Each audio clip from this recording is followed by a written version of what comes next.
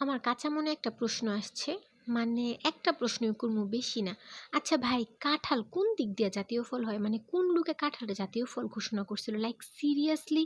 মানে কাঁঠাল খেলে যে পরিমাণ গ্যাস্ট্রিকের সমস্যা হয়, তার উপর ডায়াবেটিসের মানুষটা তো কাঁঠাল খাইতেই পারে না। মানে আমার আম্মু তো ডায়াবেটিস, আমার আম্মু তো কাঁঠাল একদমই খাইতে পারে না। কিন্তু আজকে আমি এমন একটা রেসিপি শেয়ার করব, মানে যারা কিনা কাঁঠাল পছন্দ না করে, আজকে তারাও কাঁঠাল পছন্দ করবে। ভালো করে আমি কাঁঠালটা মানে চিপ্পা চিপ্পা রস বার করে নিছি কাঁঠালের থেকে। তারপর আমি এর মধ্যে আধা কাপ চালের গুঁড়া আর আধা কাপ আটা দিয়ে দিলাম, অল্প একটু বেকিং পাউডারও দিয়ে দিলাম। চিনিটা একদমই স্কিপ করছি কারণ আমার আম্মু খাবে, আম্মু তো ডায়াবেটিস। তারপর এর মধ্যে একটু লিকুইড দুধও দিয়ে দিলাম, চাইলে কিন্তু গুঁড়া দুধও দেওয়া যায়। অল্প একটু লবণ দিয়ে সুন্দর করে মাখিয়ে দিলাম। ব্যাটারটা একদম নরমও হবে না, তারপর পাতলাও হবে। কাঁঠালের রসের পরিমাণ অনুযায়ী এর মধ্যে আটা আর চালের গুঁড়াটা মিক্সড করতে হবে। আম্মু একটা কড়াইয়ে তেল দিয়ে সুন্দর করে, তেলটা যখন গরম হয়ে গেল, তারপর উল্টিয়ে পাল্টিয়ে গোল গোল শেপ করে ভেজে নিল। এই তো রেডি হয়ে গেছে আমার কাঁঠালের ফুলুরি। রান্নাঘরে বসেই তো আমরা অর্ধেক খাওয়া শেষ করে ফেলছি। বাসায় ট্রাই না করলে একদমই বুঝতে পারবেন এটা খেতে এত মজা।